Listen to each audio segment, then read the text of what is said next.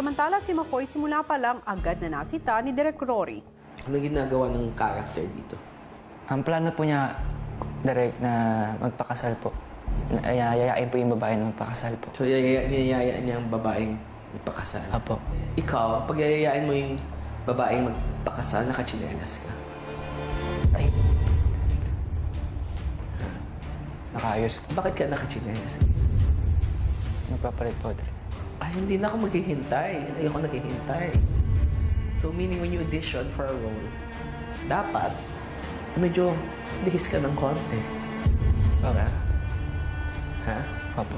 Maya-maya pa nagsimula na ang pagbato ng linya ni McCoy. When you're ready. Ito po yung ka-eksena ko po. Anger.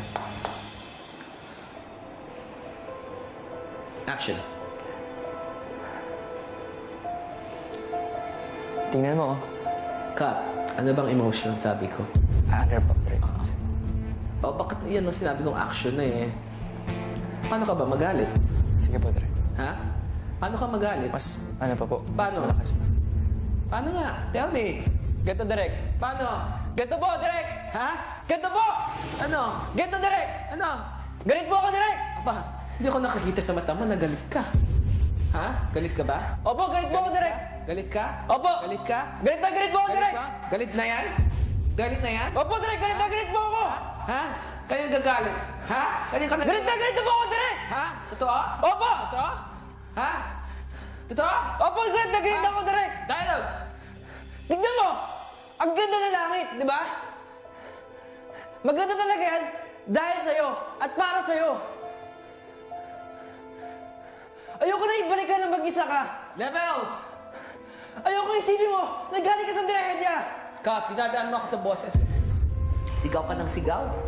Hindi naman ako naniniwala na galit ka. Sigaw ka lang ng sigaw. Wala naman sa mata. Galit ka? Opo, Direk. Ha? Opo, Direk. Ha? Opo, Direk. Saan? Opo, ito na po, Direk. Sabihin mo sa akin. Galit na po ako, Direk. Galit ka? Opo. Yan na? Pinakagalit mo? Ito na yung pinakagalit ko, Yan Direk. na? Yan na? Mas galit mo, Direk. Gusto nyo? Sumigaw ka. Ha? Sumigaw ka. Ito na. Ha? Sige, Direk. Sumigaw ka na malakas. Ito na, galit na ako, Direk. Action! Tingnan mo langit, di ba? Napakaganda. Maganda talaga yan dahil para sa'yo. Ayoko na ibalik ka na mag-isa ka. Ayoko isipin mo na nanggaling ka sa trahedya. Gusto kong isipin mo na galing ka sa puso ko. Ina, pwede ba habang buhay kitang ilayo na? Pwede bang habang buhay kitang pasayahin?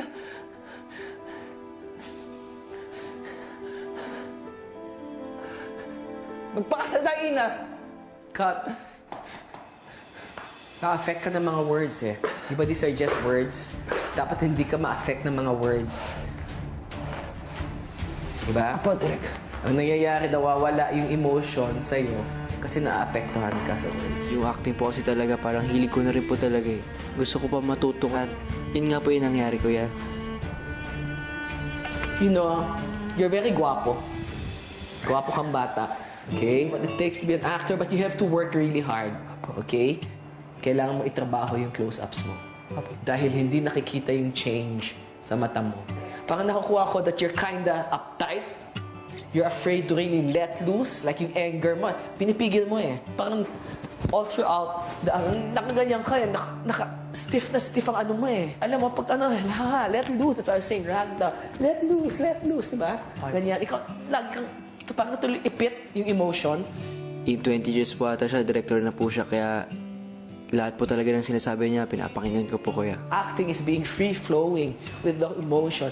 So when you go like this, sa'yo, pigil na pigil ang galit mo kasi ang ipit. You understand what I'm saying? So work on it. You have a lot of potential, but you really need hard work. Apo. Okay? Apo. Thank you, McCoy. Direk, salamat po, Direk. Abangan bukas ang pagpapatuloy ng hamon ng pag-arte